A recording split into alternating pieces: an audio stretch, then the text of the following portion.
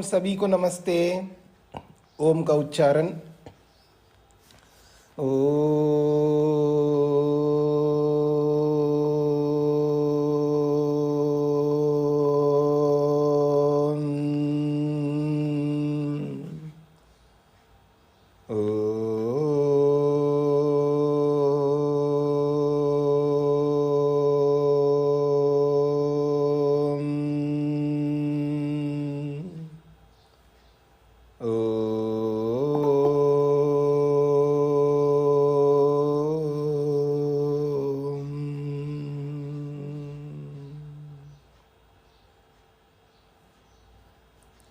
वेदांत दर्शन के तीसरे अध्याय के दूसरे पाद के 6 सूत्र पूरे किए हैं।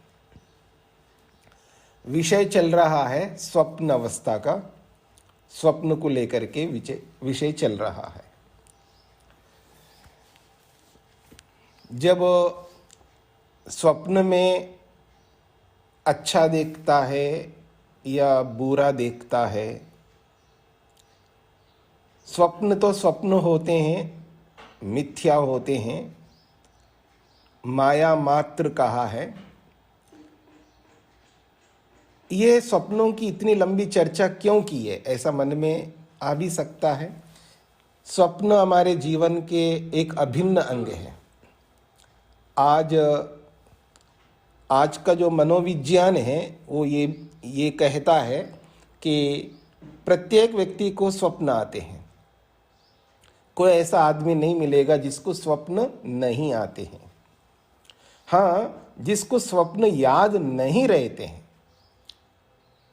जाग जाने पर किसी को स्वप्न याद रहते हैं, किसी को याद नहीं रहते हैं।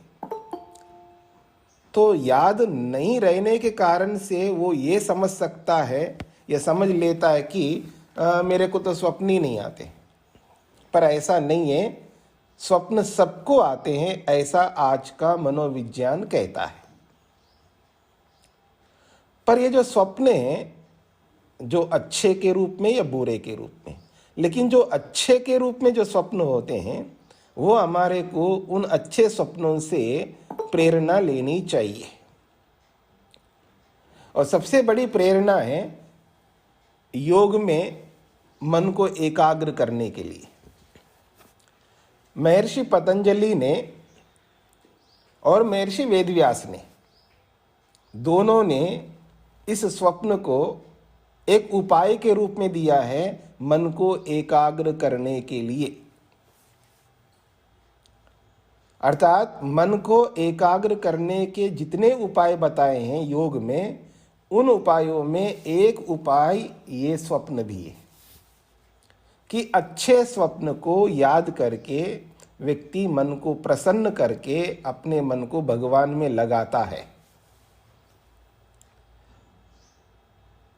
जो व्यक्ति अपने मन को भगवान में नहीं लगा पा रहा है, मेरी बात पर ध्यान दीजिएगा, जो व्यक्ति अपने मन को भगवान में नहीं लगा रहा है, इसका सीधा एक बहुत बड़ा अर्थ है कि उसका मन प्रसन्न नहीं है।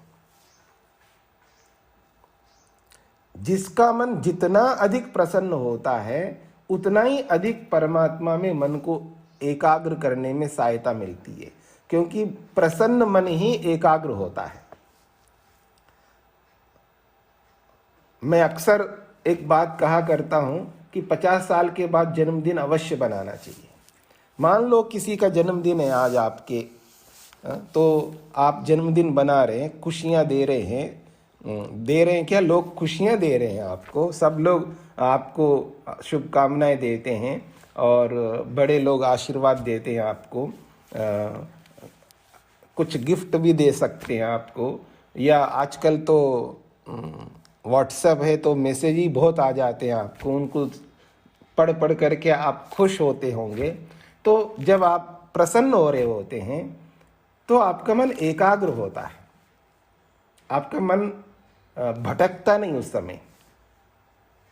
या आपने लोगों को बुलाया हो घर के अंदर, आप लोगों को पार्टी दे रहे हो जन्मदिन के उपलक्ष्य में, उनको खिला रहे हो, सब लोग आए, आप सबको खिला रहे हो, खाना परोस रहे हो, सब लोग भोजन की भी तारीफ कर रहे हैं और आपकी भी तारीफ कर रहे हैं, आपको भी शुभकामनाएं दे रहे हैं, तो उस समय जो मन रहता है ना, बड़ा खुश रहता है, कहीं नहीं जाता आपका मन, उस समय उसी में लगा रहता है, उस प्रसंग में मन बना रहता है, उस प्रसंग से मन को आप हटा नहीं सकते। जिसकी शादी हो रही है, जिस लड़की की या जिस लड़के की, और उस लड़के और लड़की के जो माता पिता है, उनका मन कहाँ रहता है? शादी के उसी माहौल में रहता, उसे बाहर जा ही नहीं सकता। और आजकल तो सब कुछ इवेंट्स वाले कर लेते हैं, आपको कुछ करना धरना नहीं है, बस पैसा देना बाकी है आपका, बाकी सब वही लोग करते हैं, आपको कुछ नहीं सोचना होता है, आपको वो सब कुछ करते हैं। आजकल तो पता नहीं कल और क्या परिस्थिति आएगी, वो अलग बात है। मतलब कोई ये सोचे कि भाई वो फेरे भी कोई दूसरे ले ले, ऐसा भी हो सके। कहने का मतलब ये है कि सब कुछ वो लोग करते हैं, आपको कुछ सोचना ही नहीं है, तो उस समय आपका मन कहाँ रहता है? शादी के उसी माहौल में रहता है, प्रसन्न रहता है। अर्थात जब व्यक्ति प्रसन्न रहता है तो मन भटकता नहीं है, मन चंचलता को प्राप्त नहीं होता है, मन खोया खोया नहीं रहता है, मन इधर उधर कहीं नहीं जाता है। इसलिए महर्षि पतंजलि ने, महर्षि वेदव्यास ने बहुत बड़ी बात कही है, प्रसन्नम मना एकाग्रम भवति। मन जब प्रसन्न होता है तभी एकाग्र होता है। तो जिसका मन प्रसन्न होता है उसका मन ही एकाग्र होता है। अब ईश्वर में जिसका मन नहीं लग रहा है तो समझ लीजिएगा उसका मन एकाग्र नहीं है, अथवा यूं कहिए वो प्रसन्न नहीं है। तो मन को भगवान में लगाने की चेष्टा जब हम कर रहे होते हैं, बहुत मेहनत कर, ऐसा लगता है जैसे पकड़ पकड़ करके खींच के ला रहे हो मन को भगवान में लगाने के लिए, और उस पकड़ पकड़ कर लाने में ही समय बीत जाता है व्यक्ति का। तो ऐसी परिस्थिति में हमें यह समझना चाहिए कि अभी मेरा मन प्रसन्न नहीं, इसको प्रसन्न करूं। अब उस मन को प्रसन्न करने के बहुत सारे उपाय बताए। किसने? महर्षि पतंजलि ने, महर्षि वेदव्यास ने मन को प्रसन्न करने के बहुत सारे उपाय बताए। और उन उपायों को अपना करके व्यक्ति पहले मन को प्रसन्न करता है, उसके बाद मन अपने आप एकाग्र हो जाता है। और एकाग्र जब मन हो जाता है तो संपद्यते, समाहितो भवति, वो अपने आप ईश्वर में लग जाएगा। तो मन को प्रसन्न करने के उपायों में एक उपाय, बहुत बड़ा उपाय, इस स्वप्न को बताया गया है। तो अच्छे स्वप्नों का आना हमारे लिए लाभकारी है, और उन अच्छे स्वप्नों को याद रखना भी चाहिए। जो भी बहुत अच्छा स्वप्न हो उसको याद रखो, तो उस स्वप्न को याद करते ही आपका मन प्रसन्न होने लगेगा। और प्रसन्न मन एकाग्र होता है, एकाग्र मन को भगवान में लगाना बड़ा आसान हो जाता है। इसलिए स्वप्न हमारे जीवन का एक अभिन्न अंग है, इसलिए स्वप्नों को लेकर के चर्चा की है। अब हम आगे बढ़ते हैं। स्वप्न के बाद में निद्रा की अवस्था आती है। तो निद्रा की अवस्था में जीवात्मा की क्या परिस्थिति होती है, किस स्थिति में रहता है जीवात्मा, उसकी चर्चा आगे के सूत्र में की जा रही है। तद अभावो नाडीषु तत्श्रुते आत्मनि च, 7वां सूत्र है। कहते तद अभाव, तद अभाव का मतलब है स्वप्न का अभाव जब हो जाता है। प्रसंग तो स्वप्न का चल रहा है, तो तद अभाव का मतलब है स्वप्नाभाव। स्वप्न का जब अभाव होता है तो नाडीषु, नाड़ियों में जीवात्मा विराजमान होता है। अलग अलग नाड़ी, किसी भी नाड़ी में रह सकता है। शास्त्र कहता है तत्श्रुते, इस बात को श्रुति शास्त्र कह रहा है।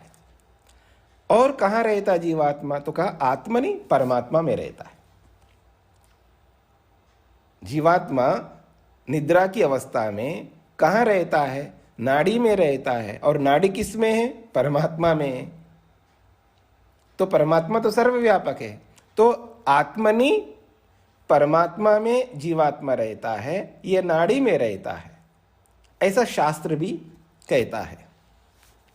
तो आइए समझने का प्रयत्न करते हैं भाष्य को। तद अभाव अर्थात संध्या भाव, स्वप्नाभाव।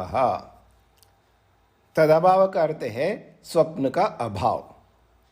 सुषुप्ति इत्यर्थ, जब स्वप्न नहीं रहेगा तो सुषुप्ति होगी। जागृत अवस्था तो है ही नहीं है, स्वप्न चल रहा था, अब स्वप्न हट गया तो निद्रा आती है। जागृत से स्वप्न में जाता है, स्वप्न से निद्रा में जाता है, ऐसा आप समझ सकते हैं। दोनों स्थितियां होती है।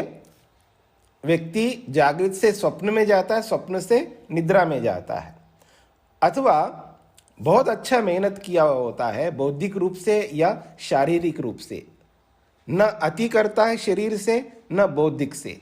व्यक्ति दोनों प्रकार से अति कर लेते हैं। शरीर से भी अति परिश्रम करता है तो भी नींद अच्छी नहीं आती है, और बौद्धिक रूप से भी अधिक परिश्रम करता है तो भी नींद अच्छी नहीं आती है। सटीक मेहनत, यथार्थ मेहनत, सामर्थ्य के अनुरूप जब व्यक्ति मेहनत करता है तब अच्छी नींद आती है। ऐसे ही बौद्धिक रूप से व्यक्ति जब उतना ही मेहनत करता है जितना उसका सामर्थ्य होता है, तो सामर्थ्य के अनुरूप ही जब बौद्धिक स्तर से मेहनत करता है तो भी अच्छी नींद आती है, और शारीरिक स्तर से भी जब मेहनत करता है तब भी व्यक्ति को अच्छी नींद आती है। तो पहले अच्छी नींद आएगी, फिर जब तक अच्छी नींद आती है तो अच्छी नींद चलती रहती है। जितनी आवश्यकता है अच्छी नींद की उतनी जब पूरी हो जाती है उसके बाद फिर स्वप्न वापस स्टार्ट हो जाते हैं। फिर वो स्वप्न अवस्था से फिर वापस हम जागृत अवस्था में आते हैं। तो दोनों प्रक्रिया हैं।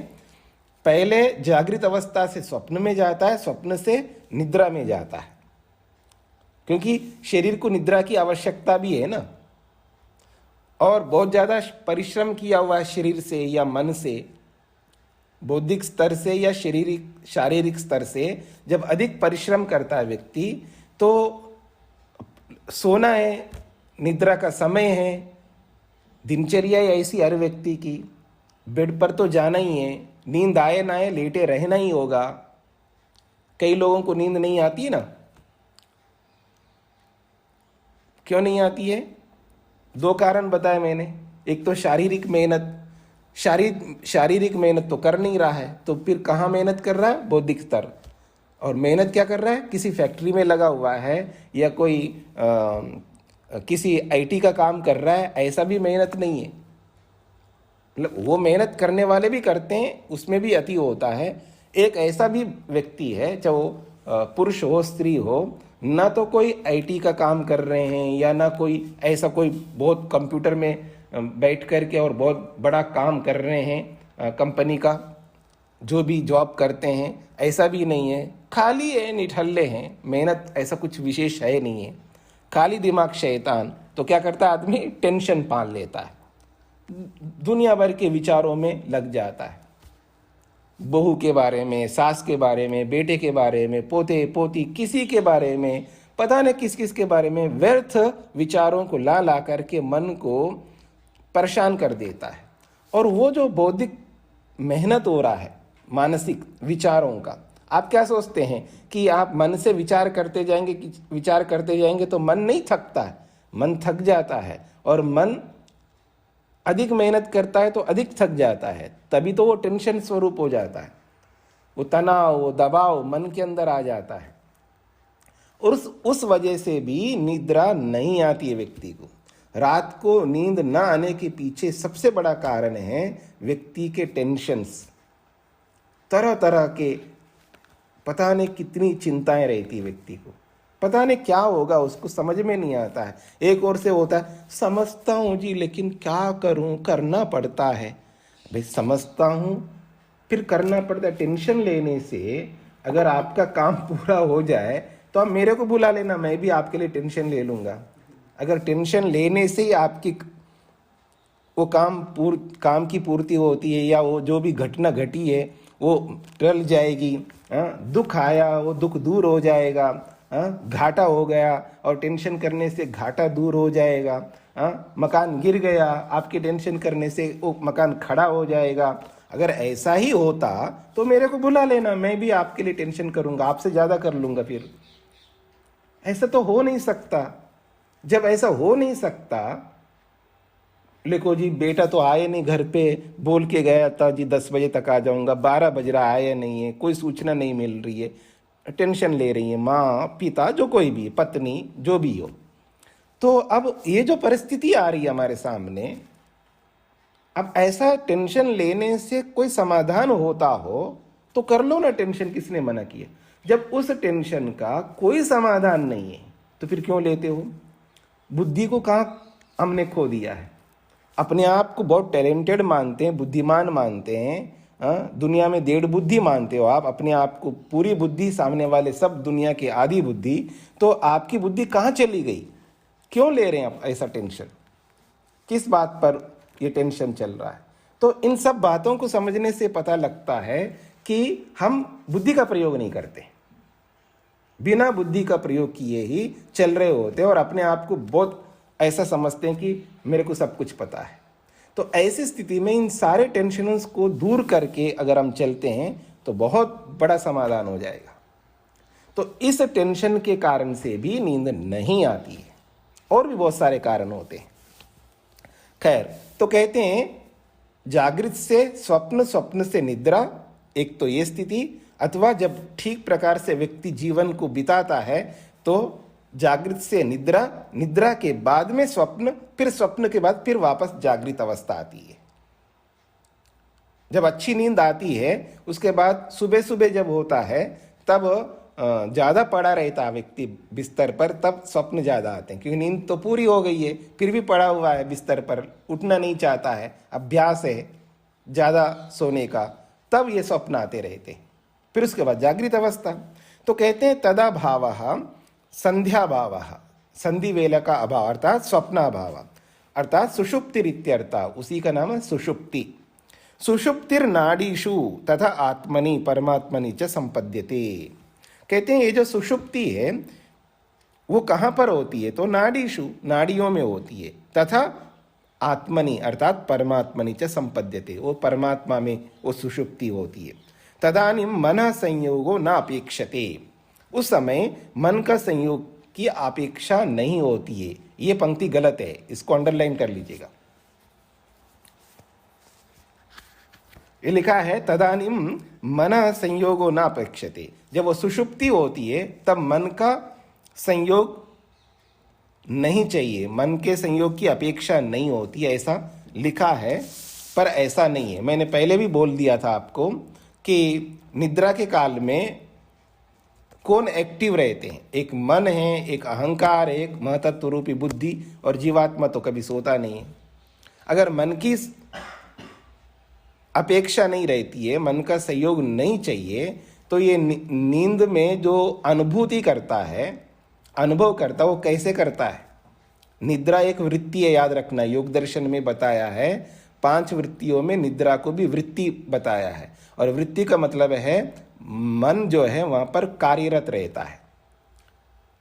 वृत्ति तो मन में होती है, बिना मन के वृत्ति कैसे चलेगी। निद्रा वृत्ति मन के बिना नहीं हो सकती, पता नहीं कैसे। कई बार किसी से भी देखिए गलती हो सकती है। मैं ये नहीं कहना चाह रहा हूँ कि स्वामी ब्रह्म मुनि जी नहीं जानते हैं, सब लोग जानते हुए भी कई बार किसी कारण से, शीघ्रता से अथवा ध्यान न जाने के कारण से कोई बात ऐसी आ जाती है, हमसे भी हो, मेरे से भी होती है, किसी से भी हो सकती है। तो वो कह रहे हैं, वो क्या कह रहे हैं, वो तो मना कर रहे हैं, लेकिन मैं ही कह रहा हूँ कि निद्रा की अवस्था में, निद्रा एक वृत्ति है और वृत्ति मन में होती है, और बिना मन के संयोग से वृत्ति नहीं हो सकती है। तो निद्रा वृत्ति मन के माध्यम से होती है, और मन वहाँ कार्यरत होता है, और मन में अनुभूतियाँ हो रही होती है, और उन्हीं को एहसास जीवात्मा करता है। इसलिए योग दर्शनकार ने कहा, मैं सुख पूर्वक सोया हूँ, मैं दुख पूर्वक सोया हूँ, मैं बेखबर होकर के सोया हूँ, ऐसा वहाँ पर आता है। और वो सारी अनुभूतियाँ मन के माध्यम से ही जीवात्मा करता है, क्योंकि अनुभूति करने का एकमात्र उपाय है मन, मन के माध्यम से ही किया जाता है। और मन का संयोग ही नहीं रहेगा तो ये सारी अनुभूतियाँ नहीं हो सकती है, फिर निद्रा वृत्ति ही नहीं बन सकती। इसलिए ये वाक्य जो है गलत है, इसको अंडरलाइन करके उसको आप संकेत कर लीजिएगा। तदानीं मन संयोगो नापेक्षते तत्शब्देन आत्मनाड्यश्च अपेक्षन्ते। यहाँ पर सूत्र में तश्श्रुते आत्मनि, तो तद शब्द से, सूत्र में जो तद शब्द आया है, इस तद शब्द से दो बातें ग्रहण की जा रही है। एक तो आत्मा और नाड़ियाँ, इन दोनों की अपेक्षा तद शब्द से है। तो नाड़ी श्रुते है आत्मश्रुतेश्च, तो नाड़ियों की श्रुति है और आत्मा की भी श्रुति है। यानी शास्त्र नाड़ियों में जीवात्मा रहता है निद्रा के काल में और परमात्मा में जीवात्मा रहता है निद्रा के काल में, ऐसा शास्त्र कहते हैं। तद यथा उदाहरण दे के समझा रहे। तद यत्र एतत् सुप्तः समस्तः संप्रसन्नः स्वप्नं न विजानाति आसु तदा नाडीषु सृप्तो भवति या एता हृदयस्य नाड्यः। तो कहते हैं तद यत्र एतत् सुप्तः, वह यह जीवात्मा सुप्तः सोया हुआ, कैसा सोया हुआ रहता है? समस्तः, सब प्रकार से वो शांत होता है। समस्त का मतलब है सब प्रकार से वो शांत होता है, अर्थात इंद्रियों के संपर्क से रहित होता है तो शांत होता है। तो समस्त का मतलब है इंद्रियों के संपर्क से रहित होकर के शांत होता है। और संप्रसन्न, प्रसन्न रहता है। स्वप्नम न विजानाति, तब स्वप्न को भी नहीं देख रहा होता है। आसु तदा नाड़ीषु, इन नाड़ियों में, जो नाड़ियाँ या जो नाड़ियाँ एता हृदयस्य नाड्यः, जो कि हृदय से निकली हुई नाड़ियाँ हैं, उन नाड़ियों में सृप्तः भवति, वो विराजमान होता है, या मोटी भाषा में कहूँ उसमें सो रहा हुआ होता है। अथ यदा सुषुप्तो भवति यदा न कस्यचन वेद हिता नाम नाड्यो 270,000 हृदयात् पुरीततम अभिप्रतिष्ठन्ते ताभि प्रत्यवसृप्य पुरीतति शेते। पहला वाला प्रमाण तो छांदोगी का है और दूसरा वाला प्रमाण जो है वो बृहदारण्यक का दिया है। कहते हैं अथा, जब यदा सुषुप्तः भवति, जब वो सोया हुआ होता है, तो जब सोया हुआ होता है, यदा न कस्यचन वेद, वो कुछ भी नहीं जानता है, अर्थात बाहर का जागृत अवस्था की बातों को उस समय कुछ नहीं जानता है, दुनिया के बारे में कुछ अनुभूति नहीं होती है, तब वो हिता नाम नाड्यः 270,000, हिता नामक जो नाड़ियाँ हैं वो 72,000 नाड़ियाँ हैं।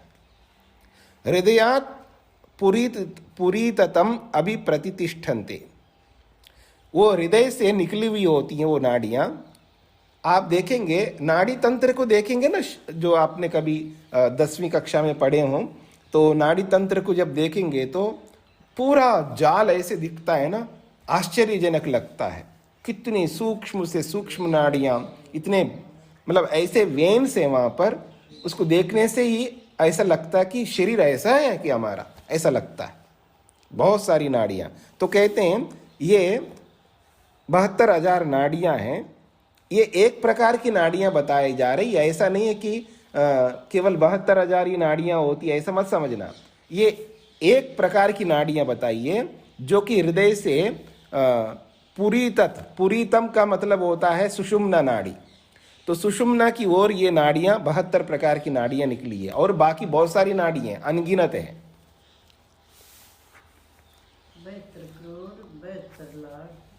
बीच में मत बोलिए। तो कहते हैं हृदयात् पुरीततम अभिप्रतिष्ठन्ते, हृदय से वो पुरीततम नामक नाड़ी की ओर वो निकली हुई है। ता भी उन नाड़ियों के माध्यम से प्रत्यवसृप्य, बाहर आकर के वो पुरीतति शोते, उन नाड़ियों से बाहर आकर के वो पुरीतत नामक नाड़ी है जिसको सुषुम्ना भी कहते हैं, उस सुषुम्ना में वो शेते विराजमान होता है जीवात्मा। इति नाड़ीषु सुषुप्ति प्रदर्शनम, इन वाक्यों में, इन शास्त्र के शब्दों में क्या कहा गया है? नाड़ियों में जीवात्मा रहता है या नाड़ियों में वो निद्रा को प्राप्त होता है, ऐसा यहाँ पर प्रमाण दिया है। फिर कहते हैं तासु तदा भवति यदा सुप्ता स्वप्नम न कंचन पश्यति, जब उन नाड़ियों में, तासु का मतलब है जब उन नाड़ियों में जब होता है वो, तब सुप्ता सोया हुआ स्वप्नम न कंचन पश्यति, किसी भी स्वप्न को नहीं देखता है। कंचन स्वप्नम न पश्यति, कंचन का मतलब किसी भी स्वप्न को नहीं देखता है। अथ अस्मिन् प्राण एकधा भवति, तब अस्मिन् प्राण एकधा भवति, वहां प्राण भी विराजमान होता है। फिर कहते हैं यत्र एतत् पुरुषः स्वपिति नाम, ये कौशितकी ब्राह्मण का उदाहरण दिया जी।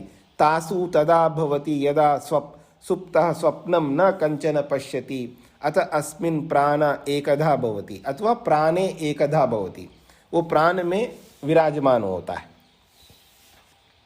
ये कौशितकी ब्राह्मण का उदाहरण दिया है। फिर आगे कहते हैं, छांदोग्य का प्रमाण दोबारा दे रहे हैं, यत्र एतत् पुरुषः स्वपिति नाम सता सौम्य तदा संपन्नो भवति, सति संपद्य न विदुः सति संपद्यामहे। ये बहुत महत्वपूर्ण वाक्य है। कहते हैं यत्र एतत् पुरुषः स्वपिति, जहाँ ये जो आत्मा सो रहा होता है तो समझ लेना सता सौम्य तदा संपन्न भवति, वो सत्तात्मक परमात्मा के साथ जुड़ करके रहता है। वहाँ पर सता का मतलब है परमात्मा में विराजमान होता है।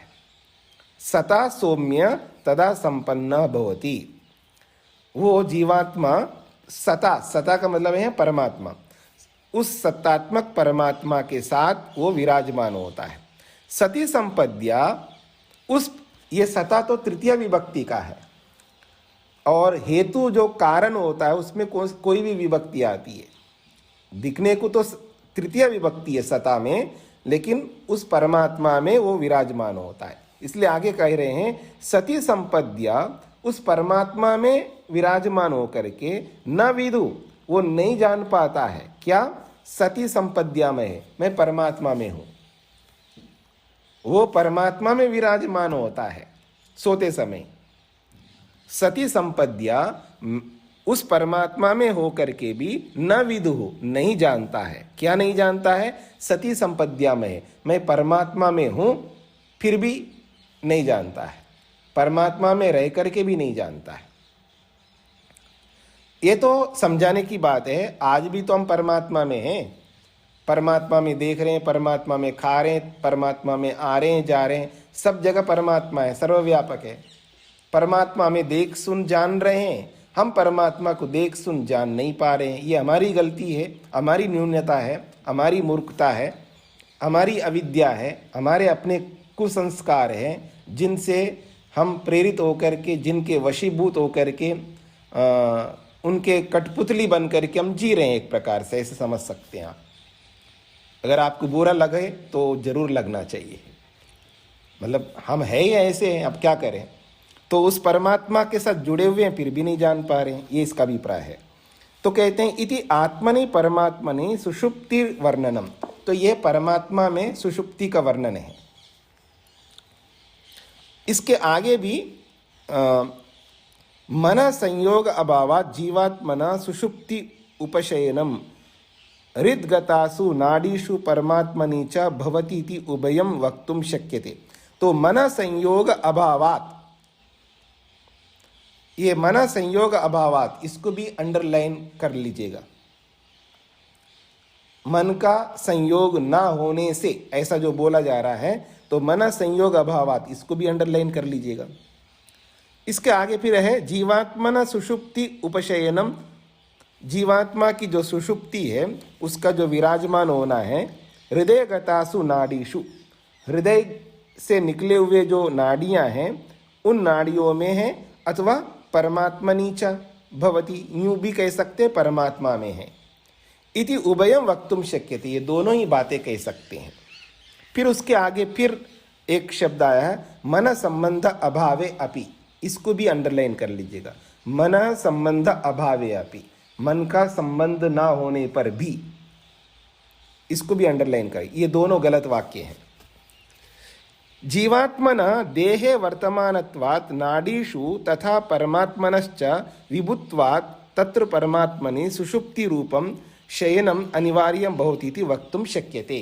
उपसंहार कर रहे हैं, जीवात्मा जीवात्मनः देहे वर्तमानत्वात्, जीवात्मा के शरीर में विद्यमान होने से, नाडीषु तथा परमात्मनश्च विभुत्वात्, नाड़ियों में और परमात्मा के विभु होने से, एक तो नाड़ी बहुत सारे हैं शरीर के अंदर, उन नाड़ियों में विराजमान है, और परमात्मा विभु है तो उन नाड़ियों के अंदर भी परमात्मा सब जगह विराजमान है।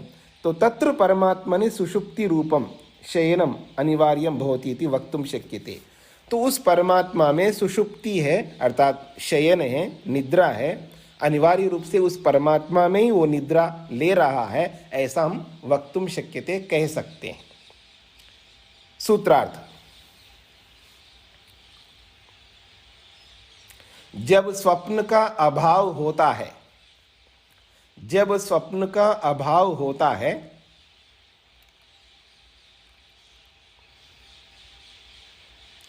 जब स्वप्न का अभाव होता है तब सुषुप्ति होती है।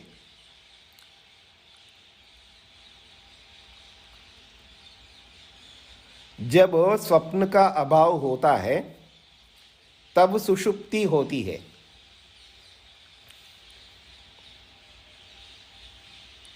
जब स्वप्न का अभाव होता है तब सुषुप्ति होती है। इस अवस्था में, इस अवस्था में,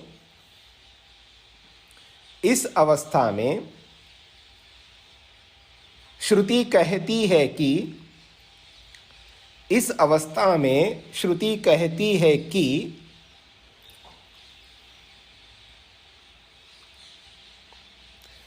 इस अवस्था में श्रुति कहती है कि जीवात्मा नाड़ियों में और परमात्मा में, इस अवस्था में श्रुति कहती है कि जीवात्मा नाड़ियों में और परमात्मा में विराजमान होता है, यानी रहता है। इस अवस्था में श्रुति कहती है कि जीवात्मा नाड़ियों में और परमात्मा में विराजमान होता है। पूरा सूत्रार्थ, जब स्वप्न का अभाव होता है तब सुषुप्ति होती है। इस अवस्था में श्रुति कहती है कि जीवात्मा नाड़ियों में और परमात्मा में विराजमान होता है। हाँ जी, वेद प्रिया जी को क्या प्रश्न है? हाँ जी स्वामी जी, जैसे आपने बताया कि निद्रा भी एक वृत्ति है और उस वृत्ति में मन क्रियमान होता है, तो संस्कार भी बनते हैं तब, अच्छे बुरे संस्कार जैसे स्वप्न लेते हैं तो? नहीं, वो निद्रा के संस्कार तो अच्छे बुरा नहीं होता है ना, हाँ दोनों हो सकते हैं। वहाँ पर निद्रा में केवल दुख होता है, सुख होता है और मोह होता है, मूढ़त्व होता है। क्योंकि स्वप्न वाले संस्कार तो बनते हैं, वो अलग है। निद्रा में तीन ही बातें होती हैं, एक तो दुख होता है या सुख होता है या मूढ़त्व होता है। तो वो तीनों के संस्कार रहते हैं, तभी जाकर के उठने के बाद हम बोलते हैं कि मैं सुखपूर्वक सोया हूँ, मैं दुखपूर्वक सोया हूँ, मैं बेखबर होकर के सोया हूँ, ऐसा। स्वामी जी, ये पुराने संस्कार के अलावा नए भी बनते हैं, जैसे निद्रा में हम फिर जैसे नींद में भी हम कुछ ना कुछ करते रहते हैं, स्वप्न में मतलब स्वप्न में कुछ ना कुछ करते रहते हैं, तो तब भी संस्कार बनते हैं? हाँ जी, हाँ जी, संस्कार तो मतलब वहाँ पर जो निद्रा के संस्कार कहलाएंगे, वो स्वप्न संस्कार कहते हैं, नए संस्कार। हाँ जी, बिना संस्कार के स्मृति नहीं आती है ना। अगर हमको स्मृति आ रही है, इसका मतलब संस्कार बन गए तभी स्मृति आती है। ठीक है जी, ठीक है स्वामी जी जी। हाँ जी, आगे बढ़ते हैं जी। अतः प्रबोधो अस्मात्, अब उसके जागने की बात कही जा रही है। अब सो गया, सुषुप्ति में चला गया था, पहले स्वप्न की बात कहिए, निद्रा की बात कहिए, अब जागने की बात कही जा रही है। अतः प्रबोधो अस्मात्, अतः इसी हेतु से, इसी कारण से अस्मात् प्रबोधा, उसी परमात्मा से व्यक्ति वापस जाग जाता है। अतः अस्मात् का मतलब है उस परमात्मा से। परमात्मा में ही सो रहा होता है तो परमात्मा से ही वो प्रबोधा, प्रबोधा का अर्थ होता है जागता है, उसी परमात्मा से ही वो जाग जाता है। अर्थात परमात्मा एक प्रकार से जगाता है हमें। हाँ, वो माँ का काम करता है, याद रखना। माँ उठाती रहती ना बेटे को, बेटी को, पति को, सबको उठाती रहती है। तो माँ का और कोई काम नहीं, यही काम है, बहुत बड़ा काम है। इतना बड़ा काम करने वाली माँ को हम पता नहीं क्या कर देते हैं। खैर, तो यहाँ पर बोला जा रहा है परमात्मा जो है वो जगाता है एक प्रकार से, प्रबोधा, उसी परमात्मा से ही जीवात्मा जग जाता है। तो कहते हैं अतो हेतो यतो ही परमात्मने सुषुप्ति ही अस्ति, नहीं, सुषुप्ति ही अस्य जीवात्मनः निर्दिष्टः तस्मात् कारणात्। अतो हेतु, इसी हेतु से, अर्थात इसी कारण से, यतः ही, क्योंकि परमात्मने सुषुप्ति, परमात्मा में ही निद्रा होती है। किसकी? अस्य जीवात्मना, इस जीवात्मा की, इस जीवात्मा की निद्रा परमात्मा में होती है, ऐसा निर्दिष्टा शास्त्र ने निर्देश किया है। तस्मात् कारणात्, इसी कारण से, तस्य प्रबोधः जागरणम, उस जीवात्मा का प्रबोध अर्थात जागरण, अस्मात् परमात्मना भवति, उसी परमात्मा से होती है। वो जाग करके जब उठता है तो कहाँ से उठता है? तो परमात्मा से ही उठ जाता है, अर्थात परमात्मा में सो रहा था और परमात्मा से ही जाग जाता है, इसका यह अभिप्राय है। उक्तम च, और शास्त्र ने कहा भी है, कुता एतदागात, अरे ये कहाँ से आई है, ये कैसे जाग करके, कहाँ से जाग करके आया है, कहाँ गया था और कहाँ से आ रहा है।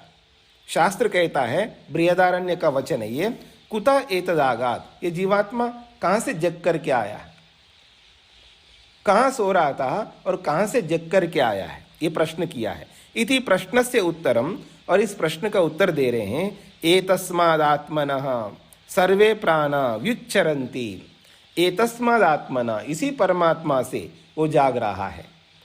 केवल जीवात्मा ही नहीं, सर्वे प्राणा, और सारे के सारी इंद्रियां, वो भी तो सो रही थी ना, इंद्रियां विश्राम ले रही थी। तो सर्वे प्राणा, प्राणा से यहाँ पर इंद्रियां हैं, तो सर्वे प्राणा, सभी इंद्रियां जो है, हाँ याद रखना, प्राण का मतलब प्राण नहीं सो रहे होते, प्राण अपान व्यान उदान वो सोते नहीं, याद रखना। वो सो जाएंगे तो बड़ा मुश्किल हो जाएगी, हमारा सारा काम ही चौपट हो जाएगा, तो वो सोते नहीं है। तो यहाँ प्राण शब्द से इंद्रियां हैं। तो सर्वे प्राणा व्युच्चरन्ति, वो भी, उच्चरन्ति का मतलब है उठ खड़े होते हैं, उठ खड़े हो जाते हैं, अर्थात उठ जाते हैं। तो सर्वे प्राणा व्युच्चरन्ति, वो भी उठ जाते हैं, अर्थात जाग जाते हैं। तथा फिर कहा जा रहा है, सता आगम्य न विदु सता आगच्छामये, बड़ी अच्छी बात कही है। सता आगम्य, परमात्मा से ही जग रहा है व्यक्ति। सता आगम्य मतलब उस परमात्मा, ये सतः पंचमी विभक्ति है। तो सता आगम्य, उस परमात्मा से जग करके, न विदु, नहीं जान पा रहा है व्यक्ति कि सता आगच्छामये, उस परमात्मा से मैं आ रहा हूं, ये नहीं जानता आदमी। बड़ी अच्छी अच्छी बातें कही है शास्त्रों में। सूत्रार्थ है जी,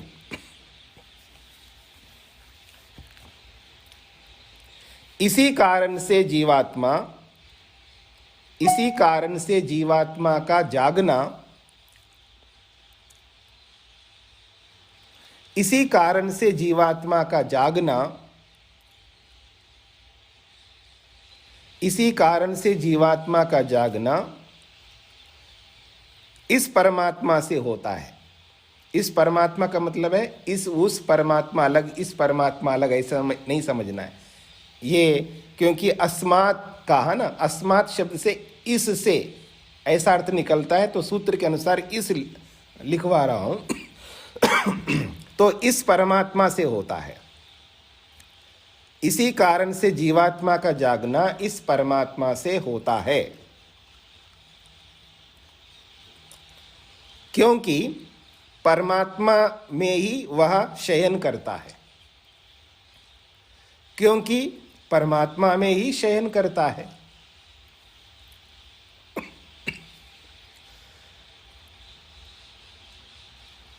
आज पूरा सूत्रार्थ है, इस कारण से जीवात्मा का जागना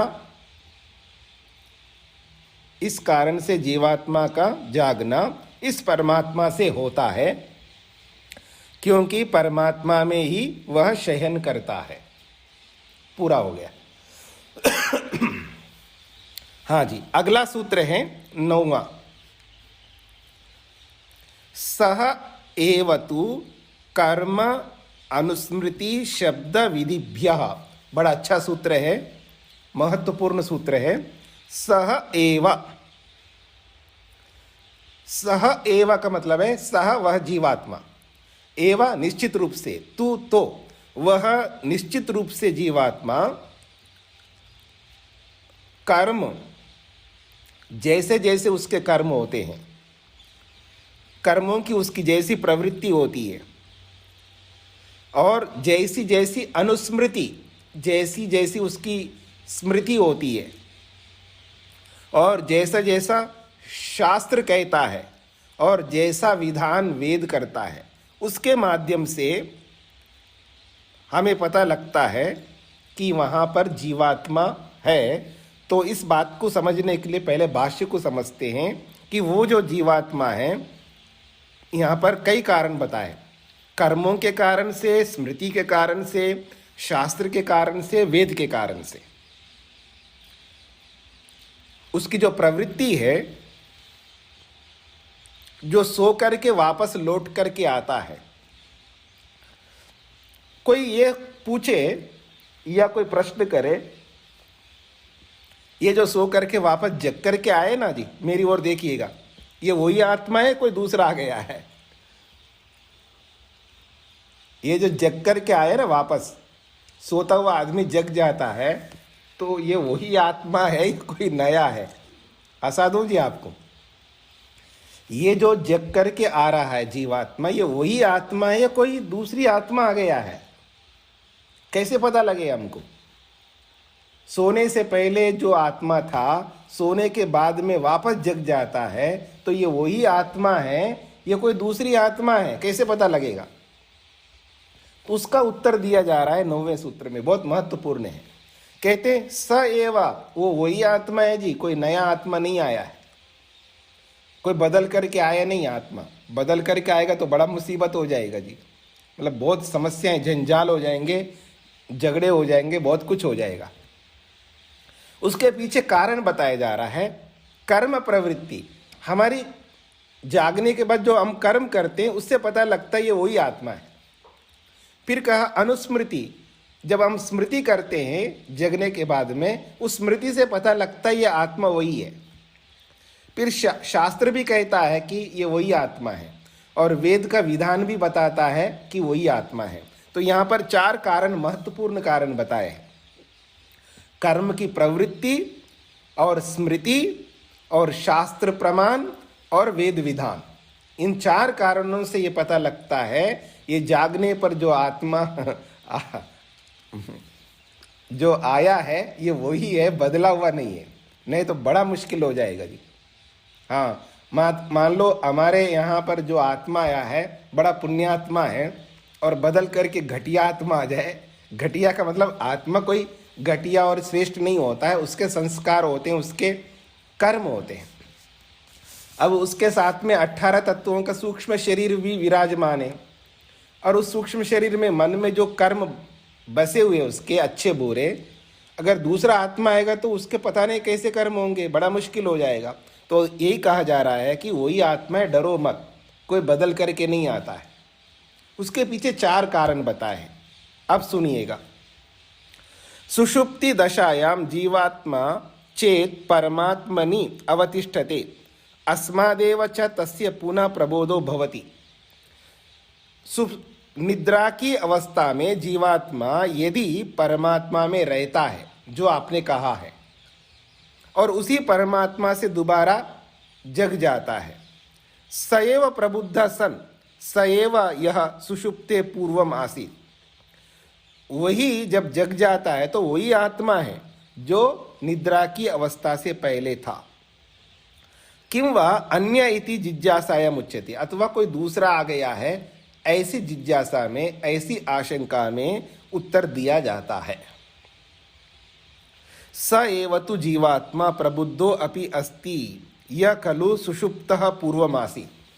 कहते स एव तु जीवात्मा प्रबुद्धो अपि अस्ति, वो जो जीवात्मा है वो वही है, सएव जीवात्मा प्रबुद्धा जागा हुआ वही जीवात्मा है जो निद्रा से पहले था। यह खलु सुषुप्त पूर्वमासीत्, जो निद्रा के काल से, निद्रा से पहले जो था, निद्रा से पहले जो आत्मा था वही जीवात्मा अब जागा हुआ है। कुतो अवगम्यते, ये कैसे पता लगेगा कि वही है? तो उत्तर दे रहे हैं, कर्म अनुस्मृति शब्द विधिभ्या, ये चार बातें कही है। पहला है कर्म, तो कर्म से कर्म की प्रवृत्ति बताई जा रही, और अनुस्मृति से याददाश्त, जो हमको स्मरण आता है उस स्मृति से पता लगता है।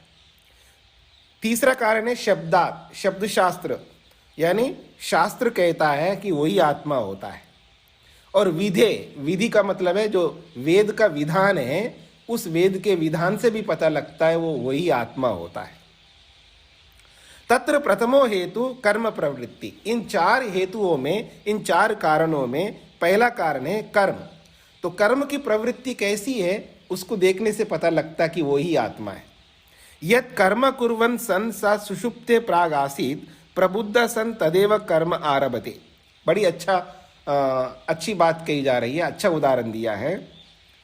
जिस कर्म को करता हुआ वो उस कर्म को, यानी जो काम करता हुआ उस काम को अधूरा छोड़ करके सो जाता है। जैसे आजकल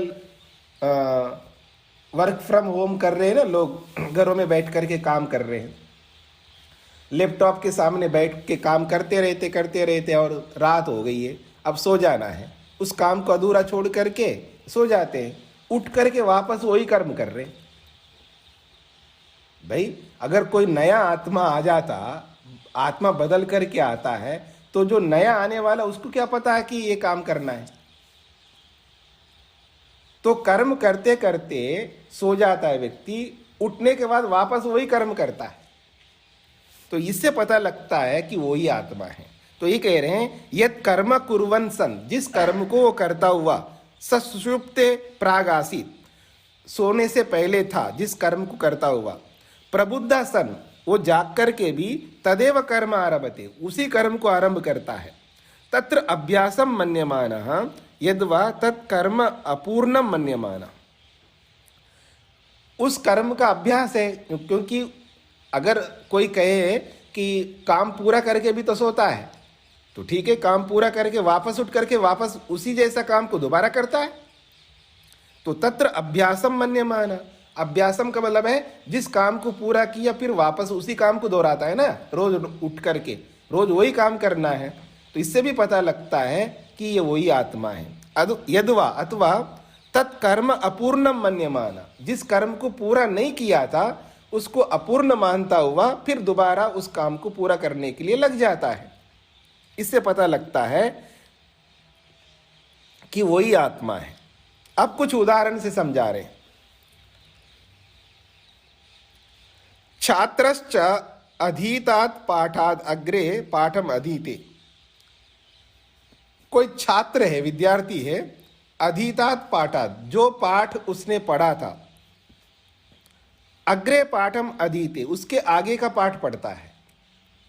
सोने से पहले जिस पाठ को, जिस लेसन को उसने पढ़ा था, अब सोने के बाद उठ करके यहाँ तक तो पढ़ लिया, अब आगे के लेसन पढ़ूंगा, इसलिए अग्रे पाठम अधीते, आगे के लेसन को पढ़ता है।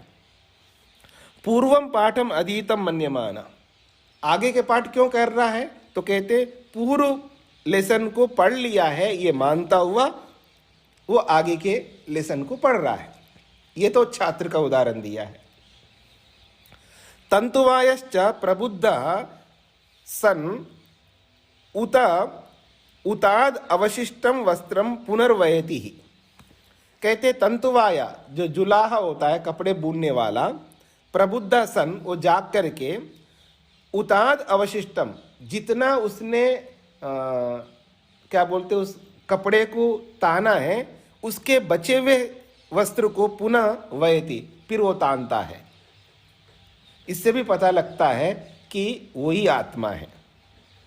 ये तो हो गए कर्म प्रवृत्ति से पता लगाना। दूसरी बात कही अनुस्मृति। सुषुप्ते पूर्वम यद गृहम मंदिरम व दृष्टवान प्रबुद्ध सन तदेव इदम गृहम मंदिरम व यद अहम सुषुप्ते पूर्वम दृष्टवान। कहते हैं निद्रा से पहले जिस घर को, जिस मंदिर को उसने देखा था, प्रबुद्ध सन जागने के बाद में भी उसी घर को, उसी मंदिर को वो देख रहा होता है। यद अहम सुषुप्ते पूर्वम दृष्टवान, मैं सोने से पहले उस घर को देखा था, उस मंदिर को देखा था, उसको जागने के बाद उसी को वापस देख रहा हूं, ऐसा वो याद करके देखता है। तथा स एव अहम यह सुषुप्ते पूर्व अमुक नामना अमुक नामा देवदत्तादि आसम इति अनुस्मरति। एक और बात कही जा रही है, तथा और स एव अहम, मैं वही हूं जो सोने से पहले इस नाम वाला था, मेरा नाम देवदत्त था, या मेरा नाम जो भी नाम है, इस नाम वाला मैं हूं और वही हूं, ऐसा वो स्मरण करता है। ये तो हो गया स्मृति से पता लगता है कि आत्मा वही है। तीसरा प्रमाण दे रहे हैं शब्द प्रमाण, शास्त्र प्रमाण। पुनः प्रतिन्यायम प्रतियोन्याद द्रवति बद्धांताय एव, ये बृहदारण्यक उपनिषद का है। पुनः दोबारा प्रतिन्यायम, प्रतिन्यायम का मतलब है जिस मार्ग से निकलकर गया था उसकी ओर, जिस मार्ग से वो निकल करके गया था, अर्थात सोने से पहले वो जिस रूप में चला गया था निद्रा में, उसी प्रकार से वापस जो है प्रतियोनि आद्रवती, प्रतियोनि का मतलब है अपने मूल स्थान को वापस लौट करके आता है। आद्रावती का मतलब है लौट करके आता है। तो प्रतिन्यायम का मतलब है जिस मार्ग से निकल करके वो गया था उसकी ओर, अपने मूल स्थान की ओर वापस वो जो है लौट करके आता है। बुद्धांताय एव, अर्थात वो इस लोक को वापस आता है। अर्थात एक तो स्वप्न लोक को चला गया, अब जागृत लोक को वापस लौट करके आता है। इनको भी लोक शब्द से बोला जाता है। वहां पर स्वप्न लोक, जागृत लोक और सुषुप्ति लोक, तीन प्रकार की स्थितियां हैं। तो ये शास्त्र बृहदारण्यक कहता है कि जागने से पहले जिस स्थिति में था और जिस स्थिति से वो निद्रा की स्थिति में चला गया है, वापस लौट करके उसी स्थिति से वापस आ जाता है। ते इह व्याघ्रो वा सिंहो वा वृको वा वराहो कीटो वा पतंगो वा दंशो वा मशको वा यद यद भवन्ति तद आभवन्ति। ते वो जो आत्मा है ना, जो निद्रा में जाने वाले हैं, वो जैसे जैसे थे वैसे वैसे ही वापस लौट के आएंगे ना। यदि मान लीजिएगा इह व्याघ्र, सोने से पहले वो शेर था, वापस आएगा तो वापस शेर में वही आत्मा आएगा ना शेर में, ये तो बदल जाएगा तो बड़ा मुश्किल हो जाएगा। तो कहते हैं जो शेर था तो शेर ही रहेगा। नहीं, व्याघ्र का मतलब है बाघ, बाघ। सिंह का मतलब शेर, चाहे वो बाघ था, शेर था, या गीदड़ था, या वराह, वराह कहते हैं अपने इसको सुवर, सुवर था, जंगली सुवर। कीट, कीड़ा था, या पतंग, पतंगे थी, या दंश, दंसने वाले जो बड़े मच्छर होते हैं, अथवा मशक, मच्छर है। यद यद भवंती, जो जैसे होते हैं, तद आभवंती, वापस उन्हीं में वही वही लौट करके आते हैं, बदलते नहीं है। ये सब प्रमाण है छांदोग्य उपनिषद के। स एव इति शब्द प्रमाणादपि सिद्ध्यति, वही जीवात्मा वापस लौट करके आता है, ये शब्द प्रमाण से भी सिद्ध होता है। अब विधिर विधानम, विधि का अर्थ होता है विधान, संविधान जिसको आप कहते हैं। तो संविधान क्या कहता है? शास्त्र का आदेश है, वेद शास्त्र का, कुर्वन्नेवेह कर्माणि जिजीविषेच्छतम समः, कर्म करते हुए जीने की इच्छा करो। और वो भी कब तक? शतम समाह, 100 वर्षों तक। 100 वर्षों तक कर्म करने की इच्छा करो। अगर रोज आत्मा बदल जाए ना जी, तो रोज आत्मा बदल जाए, रोज सोते हैं और रोज आत्मा बदलते जाए, तो 100 साल तक गणना कैसे पूरा करेंगे? पहले दिन का आत्मा तो अलग था, अब इस दिन का आत्मा अलग हो जाएगा, तो फिर 100 वर्ष गणना नहीं पूरी होगी। एक ही आत्मा रहेगा तभी तो गणना पूरी होगी ना। तो इसलिए वेद का विधान भी बताता है, कुर्वन्ने वेह कर्माणि, कर्म करते हुए जीने की इच्छा करना चाहिए, निठल्ला रह करके कर्महीन बन करके नहीं रहना चाहिए। हाँ, ये बात मैं आपके लिए बोल रहा हूँ, आप सबके लिए। किस बात को ध्यान में रख करके? खाली मत रहना, हमेशा पढ़ते रहना, केवल इस बात को याद रखना और अन्यथा अर्थ मत लेना। मतलब आप लोग हमेशा पढ़ते रहिएगा, हमेशा पढ़ते रहिएगा, खाली मत रहिएगा। जब तक सांसें चल रही है, जब तक आप देख सकते सुन सकते हैं, तब तक पढ़ते जाइए। अगर पुस्तक पढ़ने का सामर्थ्य नहीं है तो सुन करके पढ़ सकते हैं, बैठ करके सामर्थ्य नहीं है तो लेट करके कर सकते हैं। जब तक सांसें चल रही हैं तब तक पढ़ते रहिएगा। इसलिए मेरा कथन है 100 साल तक कर्म करते रहो पढ़ने का। तो अब ये 100 साल गणना तभी पूरा होगा ना जब हम वही आत्मा रहेंगे। तो ये शास्त्र यानी वेद का विधान भी बताता है, यदि सुषुप्ते अनंतरम सएव जीवात्मा प्रबुद्धो न स्यात्, यदि सोने के बाद में जागने वाला आत्मा पहले वाला आत्मा अगर नहीं होता, तर्हि ऐसी स्थिति में शतवर्ष जीवन अभिलाषायाम कालम कथम संकलयेत। वो कहते हैं कि 100 वर्ष जीने की जो अभिलाषा है, इसमें काल की गणना कैसे हम कर पाएंगे जब आत्मा बदल जाएगा? तो कथम ही नित्यम संध्याम उपासीता, और ये भी कैसे सिद्ध होगा कि हम संध्या उपासना कैसे करेंगे? क्योंकि पहले वाला आत्मा तो संध्या कर रहा था, अब ये नया आत्मा आएगा तो इसको क्या पता है संध्या करनी चाहिए। नित्यम अग्निहोत्रम च जुहुयात, और नित्य अग्निहोत्रम कैसे कर पाएंगे हम? तो देखिए जी, कोई आदमी अग्निहोत्र नहीं करता है और वो आत्मा हमारे में आ गया, अब हमारी आत्मा अग्निहोत्र करने वाली है और हमारी आत्मा दूसरे में चली जाए, तो फिर वो अग्निहोत्र कैसे करेगा? इत्यादि विधान संभव कथम स्यात्, इस प्रकार के बहुत सारे जो वेद के विधान हैं ये संभव कैसे होंगे? तस्मात् सएव सुषुप्ते अनंतरम प्रबुद्धो जीवात्मा इति, इसलिए कहा जाता है कि सुषुप्ति के बाद में, निद्रा के बाद में जो प्रबुद्ध होता है अर्थात जागता है, ये वही आत्मा है, ऐसा समझना चाहिए। इसलिए इस भ्रांति में मत रहो कि आत्मा बदल जाए तो क्या होगा, बिल्कुल नहीं बदल सकता है। सूत्रार्थ लिखिएगा,